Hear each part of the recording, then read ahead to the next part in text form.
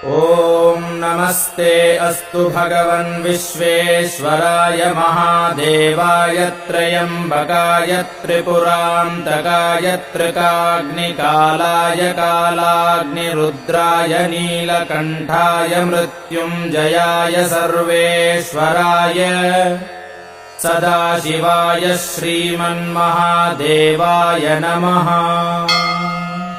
ॐ श्रीगुरवे नमः। ॐ गणपतये नमः। ॐ श्रीशिवाय नमः। ॐ स्थिराय नमः। ॐ स्थाणवे नमः। ॐ प्रभवे नमः।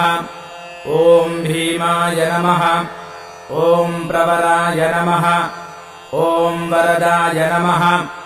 ॐ वराय नमः। ॐ सर्वात्मने नमः। ॐ सर्वविख्याताय नमः।